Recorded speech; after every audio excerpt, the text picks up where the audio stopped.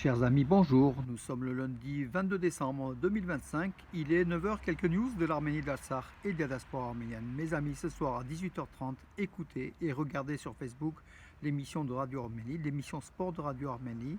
L'invité, donc c'est un invité tout à fait exceptionnel, Haïk Demoyan, l'ancien directeur du Musée Institut du génocide des Arméniens d'Yerevan, qui a publié plusieurs ouvrages, dont un sur les journaux étrangers pendant le génocide, sur le génocide, et il a publié aussi un ouvrage sur les sportifs arméniens de l'Empire ottoman. Rajak Sassoun Sichilingirian, Nechté et moi-même, donc nous serons aussi à l'écoute de justement. Rajak va faire l'interview de Haïk Demoyan ce soir à 18h30 et puis on vous donnera d'autres nouvelles news sportives de l'actualité sportive de la semaine écoulée. Il y en a eu des très très importantes, hein, voilà mes amis pour cela. Pardon. Puis sur Valence, donc n'oublions pas hier soir le spectacle de Noël, un Noël enchanteur des élèves de l'Académie de musique et de danse traditionnelle arménienne du centre artistique Georges Markarian, ici à Bourg-les-Valences. Voilà, des élèves qui nous ont ravis sur scène avec l'association culturelle France Hashtag Arménie et puis ces élèves, hein, des virtuoses de la danse, de la musique arménienne. Ils nous ont épatés. C'était hier après-midi ici à Bourg-les-Valences, mes amis. Et puis donc, bon, puisqu'on a parlé du sport, mes amis, Adelia Bedrosian, une Arménienne de Russie, 18 ans, est devenue championne de Russie de patinage artistique pour la troisième fois. Voilà, à 18 ans, elle a 3 titres de championne de Russie. Adelia Bedrosian, que beaucoup d'entre vous connaissent. Et puis donc, toujours en sport, mes amis, en futsal, l'équipe d'Arménie s'est imposée en match amical 2-1 face à la Moldavie. C'était à Yerevan lors d'un tournoi où il y aura la Géorgie, le Kirghizistan. Aujourd'hui, donc l'Arménie affrontera le Kirghizistan, Géorgie, donc Moldavie, Arménie. Voilà un tournoi qui est avant justement les championnats d'Europe qui auront lieu début 2026 dans les pays baltes. On en parlera ce soir dans l'émission une nouvelle fois sport de Radio Arménie, mes amis. Soyez à l'écoute. J'ai connu d'importants succès et beaucoup appris. C'est ce qu'a affirmé Albert Armenakian, 12 ans, qui a représenté l'Arménie à l'Eurovision Junior 2025 et qui a terminé, comme vous le savez, on le sait, donc on a suivi 4e de l'Eurovision Junior 2025. Albert qui aurait sans doute mérité mieux, mais bon, c'est toujours comme ça. Oui, donc dans la région, 6 habitants de Kirans. Kirans, c'est le village frontalier dans la région de Tabouche, entre l'Arménie et l'Azerbaïdjan, hein, donc au nord-est de l'Arménie. 6 habitants de Kirans, dans la région de Tabouche, refusent l'indemnisation du gouvernement arménien pour les terres cédées à l'Azerbaïdjan. À peu près une cinquantaine d'agriculteurs ou de propriétaires terriens ont vu leurs terres partir en Azerbaïdjan au regard du nouveau tracé entre l'Arménie et l'Azerbaïdjan voulu par Nicole Pachinian. Et donc, ils ont été indemnisés pour la grande majorité, mais 6 habitants de Kirans, têtus, et bon, c'est peut-être aussi, ils ont peut-être raison, ils refusent de percevoir donc l'argent justement pour la cession de ces terres qu'ils ne voulaient pas tout simplement. Hein, voilà. On pensait aujourd'hui au sommet de la CEI, donc à Moscou, pas à Moscou, à Saint-Pétersbourg. On pensait qu'il y aurait Aliyev, donc des rencontres séparées avec Poutine, d'Aliyev et de Pachinian. A priori, donc le dictateur de l'Azerbaïdjan ne se rendra pas à Saint-Pétersbourg. Le Premier ministre arménien Nicole Pachinian, avec une forte délégation, était hier et aujourd'hui il est toujours à Saint-Pétersbourg.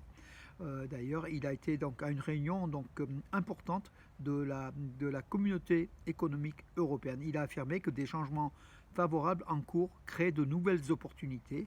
L'Arménie qui gère justement et qui va transmettre, je crois, à la Kirghizie, je crois, non, au Kazakhstan, donc la prochaine présidence. Voilà, l'Arménie qui avait la présidence de l'Union économique eurasienne pour 6 mois. Et là, donc, ça sera le Kazakhstan. En tout cas, il y a un discours donc fleuve de Nicole Pachinian face à Poutine. Ils se sont salués, hein, les deux hommes se sont salués. Voilà, à suivre sur Arménews, Nouvelles d'Arménie. Et puis, mes amis, dans le détail, vous aurez donc sur d'autres sites internet. Et puis d'autres nouvelles, mes amis. Donc ça, c'est quand même assez important. On a appris cette nuit, hein, Donald Trump, il a rappelé une trentaine de diplomates, ambassadeurs en poste à l'étranger, dont l'ambassadrice des États-Unis à Yerevan, Christina Quinn. Elle a été rappelée puisqu'a priori, elle sera destituée puisqu'elle avait été mise en place par Biden. Et tout ce que Biden a fait aujourd'hui, Trump veut détruire, casser. Donc voilà, elle a été rappelée a priori. Il y aura des changements, un changement de l'ambassadrice des États-Unis en Arménie. Pourtant, elle a été efficace. Hein, donc voilà, mais bon, c'est politique. C'est Donald Trump qui décide de faire ainsi. Nicole Pachinian qui a affirmé donc hier à Saint-Pétersbourg que la décision de Bakou de débloquer le transit des marchandises vers l'Arménie et le commerce bilatéral est l'un des premiers acquis de la paix. Donc voilà, donc il a vanté un petit peu les qualités d'Aliyev. Hein, voilà, donc Nicole Pachinian, fidèle à lui-même, voilà, il en est ainsi. Alors, ce sont des rumeurs, en tout cas deux médias turcs ont rapporté que Erdogan aurait décidé de l'identité du prochain catholicos de tous les Arméniens. C'est un peu cocasse comme information. C'est peut-être aussi la lutte de Pachinian contre Saint-Etchmazin. Hein. Deux des plus grands médias turcs, donc,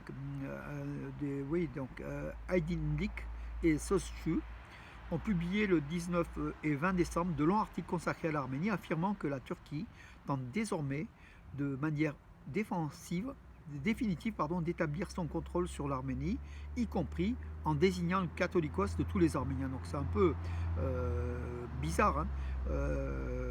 En tout cas, c'est une révélation, vraie ou faux, mais en tout cas, le média, donc notamment Aydınlık, qui compte 5 millions d'abonnés en Turquie, hein,